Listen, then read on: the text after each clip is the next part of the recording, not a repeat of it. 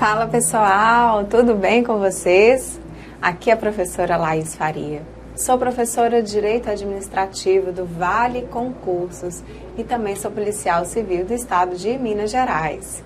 Então, gente, nós professores aqui do Vale preparamos várias dicas para você que vai prestar aí o concurso público da Polícia Penal do Estado de Pernambuco. Então, para você não perder nada, não perder nenhuma aula, nenhuma dica fantástica que vamos passar para vocês ao longo desse período até a data da sua prova, sigam o canal do Vale Concurso, ativem aí o sininho para vocês não perderem nenhuma novidade, nenhum vídeo que for lançado para ajudar vocês nesse momento aí tão decisivo, correto? Então é isso, gente. Olha só, vamos dar continuidade aí, né? Complementando todas as outras aulas de dicas. Selecionei hoje o tema para vocês aqui, que é de princípios da administração pública. Pessoal, esse tema pode parecer batido para algumas pessoas, tá?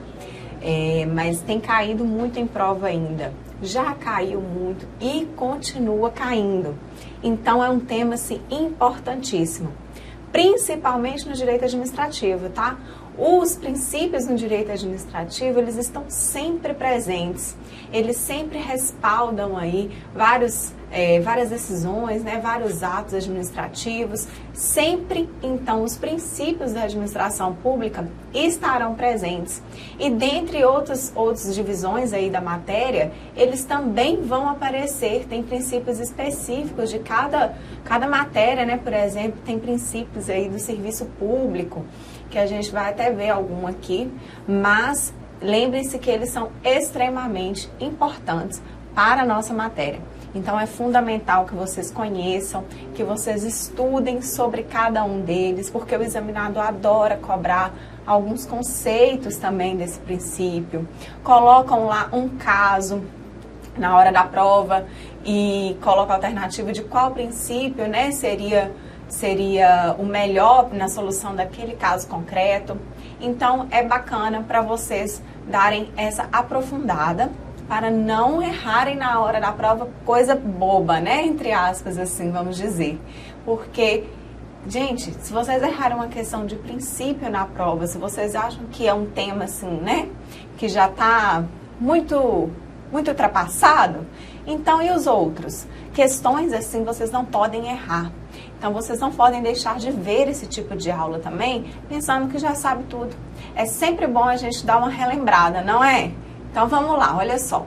Antes da gente dar início aqui aos princípios explícitos mesmo, que eu já escrevi aqui para vocês, a gente vai falar de dois princípios importantíssimos no direito administrativo.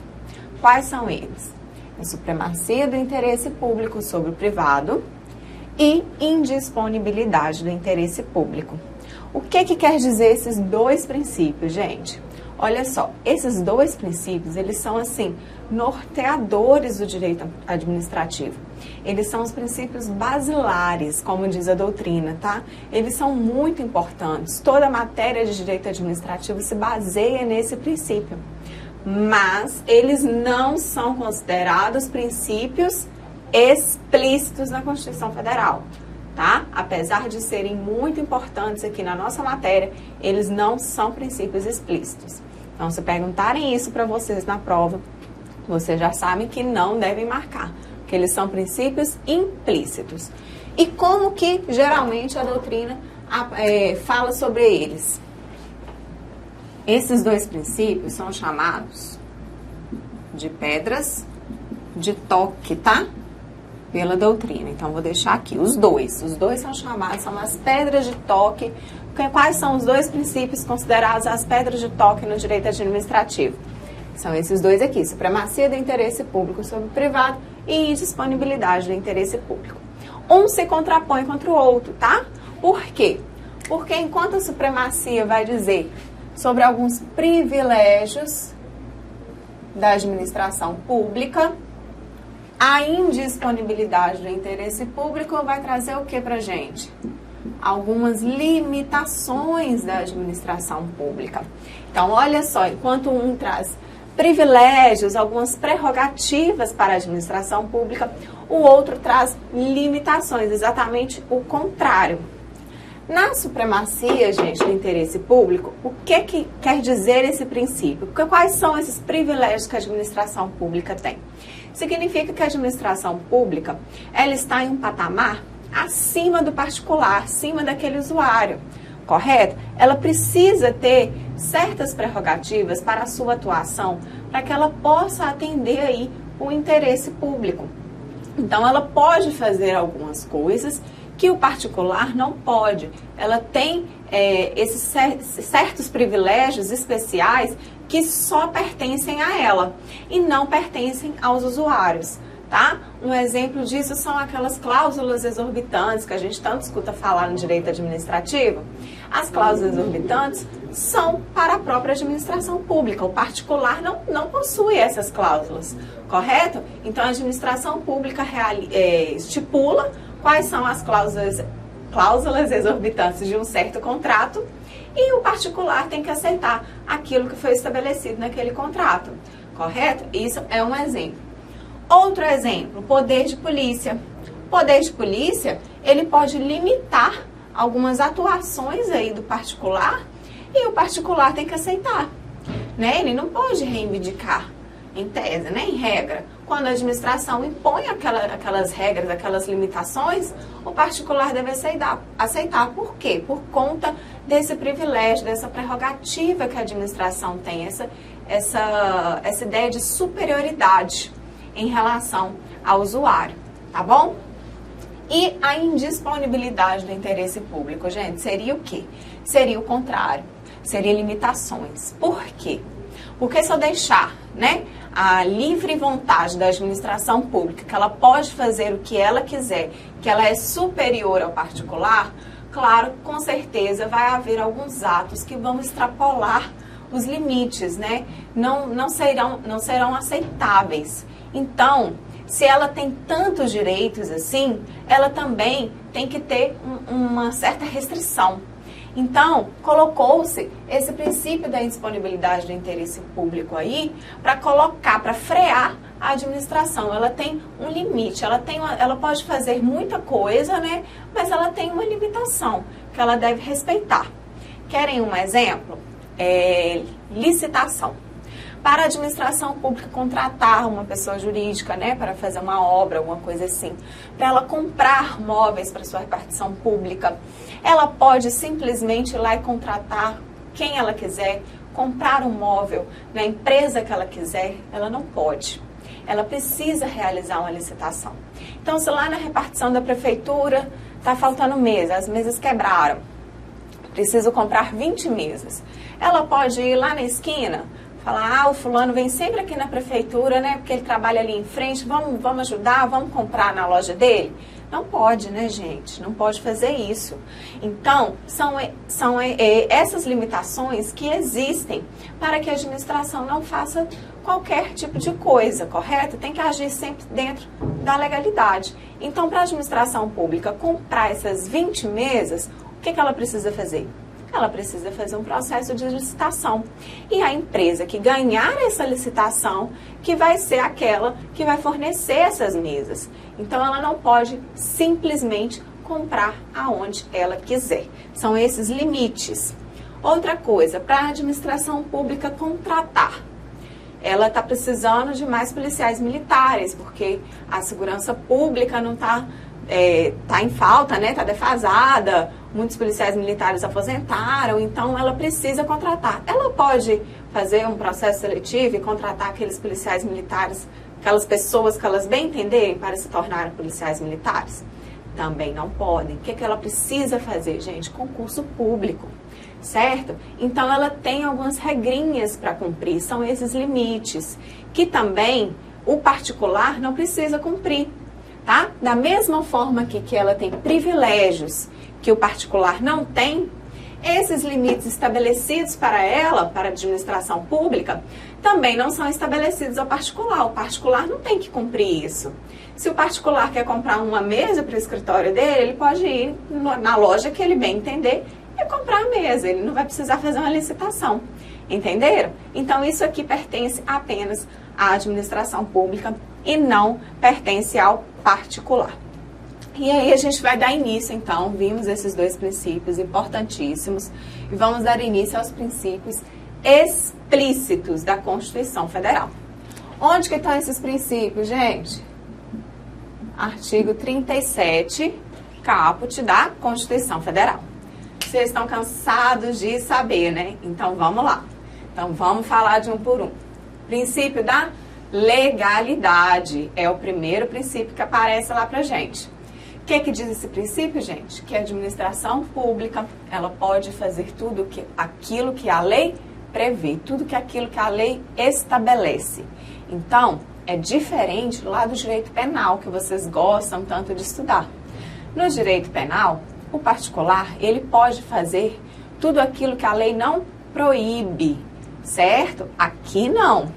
Se não há previsão legal, se não existe lei, a administração pública não pode fazer, tá bom? Então, essa é a grande diferença. Eu não posso fazer porque deixou de ter uma lei. Ah, não está na lei que é proibido, então eu posso fazer. Não, a administração pública não. Tá? Então, a administração pública deve agir sempre dentro da legalidade, sempre de acordo com a legislação, com o que está na lei. Jamais com alguma lacuna, com o que está fora dela, não pode, tá bom? Princípio da impessoalidade. O que quer dizer esse princípio, gente? Quer dizer que todos aqueles que estão ali, né, em prol da administração pública, eles devem agir de maneira impessoal. Eu não posso nunca realizar algum ato pensando no meu particular, certo? Eu tenho que pensar em toda a coletividade. Então, eu não posso agir pensando em uma vantagem pessoal minha, tá? Então, esse é o princípio da impessoalidade. Eu tenho que atingir toda a coletividade, eu tenho que atingir o interesse público e não o meu interesse particular. E aí, desse princípio da impessoalidade, gente, vão decorrer 3 subprincípios. Nossa Senhora. Princípio da isonomia, princípio da finalidade e o princípio da não promoção pessoal. Já caiu desse jeitinho em prova, tá? Do princípio da impessoalidade decorrem outros 3 subprincípios. Quais são eles? E aí tinha lá essas alternativas, tá bom? Qual que é o princípio da isonomia, gente? Que a administração pública, ela deve tratar todos de maneira igual, tá? E os desiguais de maneira desigual, quando necessário. Por exemplo, quando o concurso estabelece alguma reserva de vagas para deficientes. Isso é uma forma de tratar os iguais de maneira igual e os desiguais de maneira desigual, tá? Então, princípio da isonomia é um subprincípio do princípio da impessoalidade. Qual que é o outro? Princípio da finalidade. O que esse princípio nos diz, gente? Que a administração pública, ela deve agir sempre com o fim do interesse público.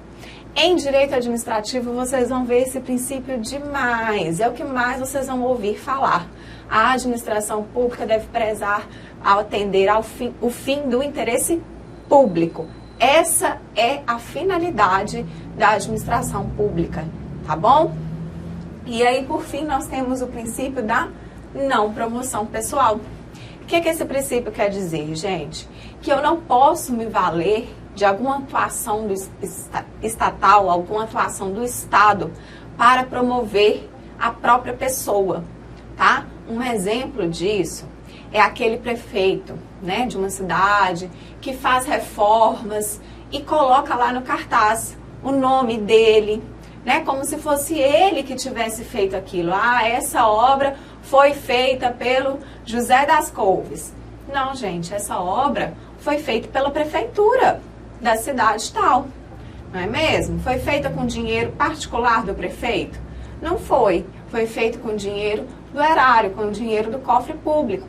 Então, essa obra, ela não pode ter lá o cartaz com o nome do prefeito. Não pode ter lá um cartaz com algum símbolo, né, que identifique aquela pessoa em particular, né, do prefeito, aquela imagem que leve a crer que é ele, uma foto dele. Não pode fazer isso. Então, aqui entra o princípio da não promoção, pessoal. E aí nós temos o princípio da moralidade, que quer dizer o quê? Que a administração pública ela deve atuar, né, de forma moral, proba, boa fé, né, bons costumes. Então é isso que a moralidade traz pra gente. Princípio da publicidade. Olha só, pessoal, a administração pública, ela deve ser acessível a todo mundo, a qualquer pessoa. Todos os atos da administração pública precisam ser acessíveis. Então, ela tem que arrumar alguma forma de publicar esses atos que qualquer pessoa que tenha interesse em ver, ela tenha acesso. Então, um exemplo disso é o portal da transparência. Muita coisa do Estado é postada nesse portal da transparência. Outra coisa é o diário oficial, né? Tudo que acontece geralmente é postado nesse diário oficial. Isso é uma forma de controle, tá? Da própria população. Quando a população quer saber alguma coisa, né? Aquela licitação da obra da escola pública, como que foi feita?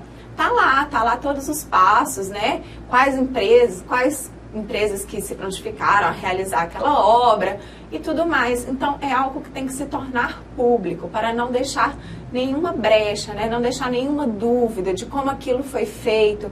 Afinal, foi feito para toda a coletividade. Então, todo mundo tem o direito de acessar e ter conhecimento de como foi realizado.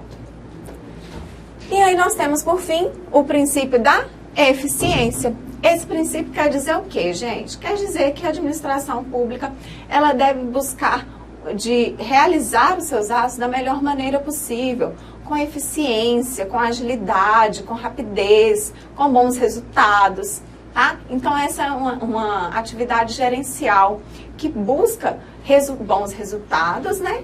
E esse princípio também, hoje, ele é considerado, vou colocar um asterisco nele, hoje ele é considerado um princípio explícito.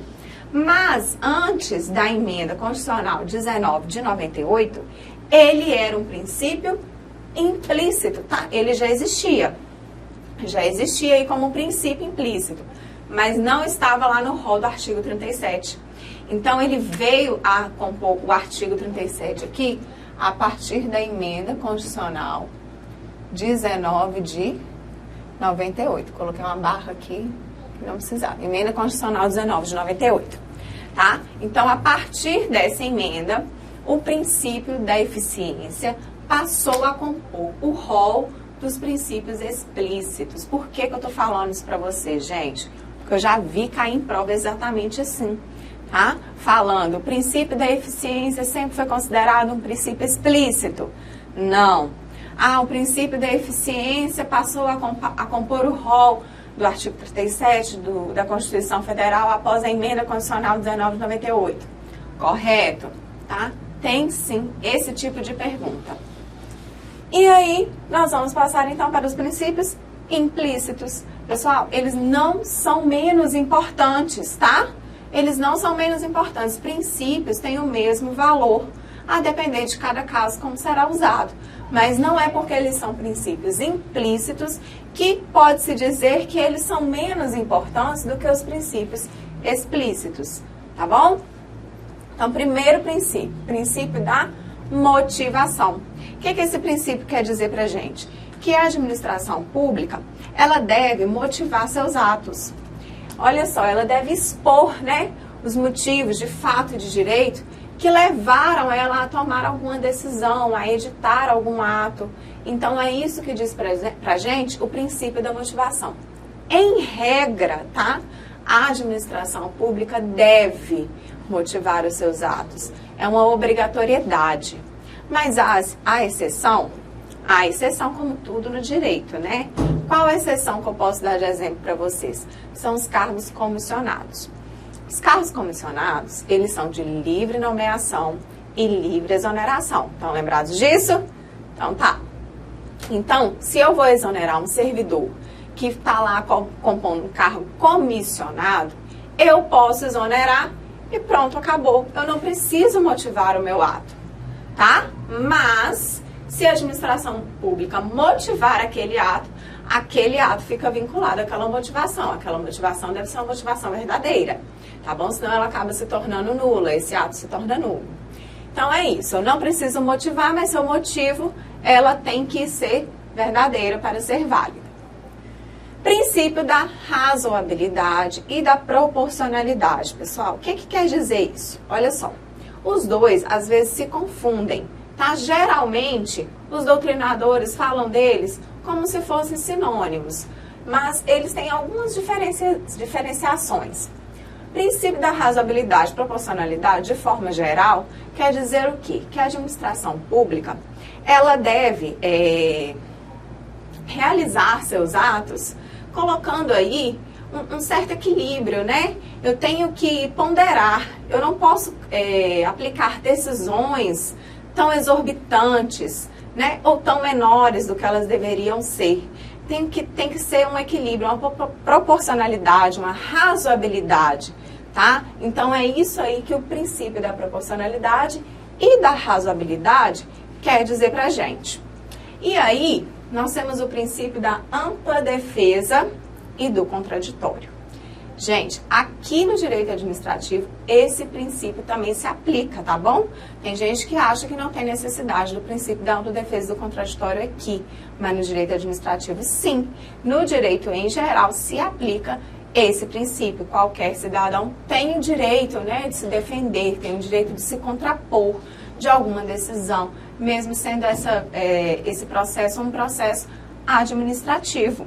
Então, aqui, qualquer cidadão, qualquer particular, tem sim o direito à ampla defesa e ao contraditório. O particular, ele pode se utilizar aqui no direito administrativo de todos os meios de prova cabíveis, né? Legalmente aceitáveis para poder se defender. Aqui a gente só tem uma diferença.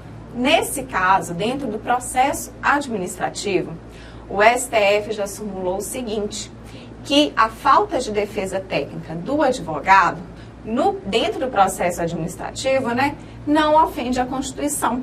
O que isso quer dizer então, professora? Quer dizer que se o particular que está lá enfrentando algum processo administrativo dizer que ele irá responder sozinho por aquele processo, que ele não faz questão, ele não quer um advogado, ele pode responder aquele processo administrativo sem advogado, que isso não irá ofender a Constituição, isso é válido, isso é aceitável, tá bom? Essa que é a diferença que a gente tem aqui dentro dos processos administrativos.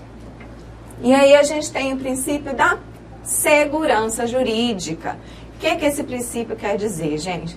Ele quer assegurar a estabilidade das relações jurídicas que já foram consolidadas. Como assim, professora? Gente, o direito, as leis em geral, estão em constantes mudanças, certo? O direito muda quase todos os dias. Então, alguma decisão já proferida, ela não pode ser alterada porque amanhã aquela lei mudou. Então, o particular, ele precisa de uma certa segurança. Então, é esse princípio da segurança jurídica, ou princípio da proteção à confiança, como alguns doutrinadores chamam também, tá? É assegurar que aquela decisão, ela vai ser resguardada, que aquilo não vai ser alterado futuramente por qualquer lei que venha alterar alguma coisa que foi utilizada na fundamentação daquela decisão, tá? Então, mesmo que haja alguma mudança na lei futuramente, deve-se garantir ali a coisa julgada, o direito adquirido e o ato jurídico perfeito. É isso que traduz pra gente aí o princípio da segurança. E nós temos o princípio da autotutela.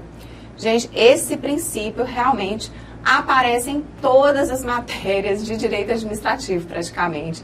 Tenho certeza que todos vocês já ouviram falar desse princípio, correto? E o que ele quer dizer? Quem se lembra aí? Quer dizer que a administração pública, ela própria pode realizar o seu controle interno. Isso que quer dizer princípio da autotutela. É a própria administração realizando o controle interno. Daí decorre que a própria administração pública pode anular seus próprios atos, né, quando invadidos de vícios ilegais, e pode também revogar seus próprios atos por questões de conveniência ou de mérito, né? Conveniência e oportunidade.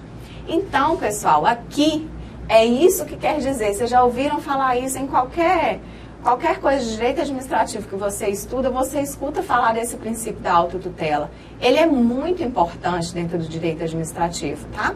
É em decorrência deste princípio, então, que a administração pública pode anular e revogar seus atos.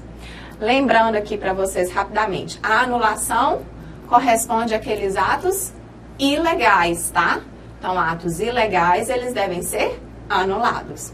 E a revogação é por questões de conveniência e oportunidade, são por razões de mérito, tá? A revogação, o ato é válido, o ato é legal, mas ele pode ser revogado pela administração, porque ele se tornou inconveniente, inoportuno, tá? Mas se o ato for ilegal, aí nesse caso não cabe a revogação. Nesse caso, a administração deve anular aquele ato que é ilegal, tá? Essa é a diferença básica aí entre anulação e revogação. E aí, por fim, temos o princípio da continuidade do serviço público. Por fim, que eu digo que são os princípios que eu trouxe para vocês nessa aula de hoje, tá? Porque não se esgotam aqui, temos uma infinidade de princípios, mas eu trouxe aqueles que chamam mais atenção, que geralmente caem mais em prova, tá? São esses que eu trouxe aqui para você, os mais importantes, assim, que costumam cair com mais frequência mesmo nas provas de concurso. Não significa que esgotou aqui, que são apenas esses, tá? Só para vocês saberem. Princípio da continuidade do serviço público. Gente, o que significa? Que o serviço público, ele deve ser prestado de maneira contínua, sem interrupções. Afinal, gente, o serviço público, ele atende a toda uma coletividade, né? Então, ele não pode simplesmente, a administração pública, não pode simplesmente, amanhã, deixar de prestar o serviço de transporte coletivo, por exemplo, tá? Então, é isso que quer dizer, a administração pública deve prestar o seu serviço de forma contínua, sem interrupções. Há exceções? Claro que há exceções, né? Mas, em regra, ela deve prestar esse serviço de maneira contínua. Quando que pode-se aceitar essa exceção de paralisar aí o serviço público? A gente tem algumas exceções aí, mas uma que a gente vê é que quando, por exemplo, o sistema de energia elétrica aí dessa cidade precisa fazer uma manutenção em uma rua. Então, ela precisa o quê? Ela precisa avisar previamente, tá? Aqueles usuários que irá haver uma manutenção daquele sistema elétrico da rua tal, no horário tal, vai ficar sem energia, tá? Então, ela precisa avisar previamente aqueles usuários para que ela possa paralisar a prestação desse serviço. Beleza? Então é isso, gente. Conseguimos passar por alguns pontos aí interessantes que eu tenho certeza que irá ajudar vocês, tá? Espero que vocês continuem esses estudos e não se esqueçam de inscrever aí no nosso canal e ativar o sininho para não perderem nenhuma dica que nós, professores aqui do Vale, estaremos postando para vocês até a data do seu concurso. Tá joia? Então é isso. Boa prova para vocês. Até a próxima aula.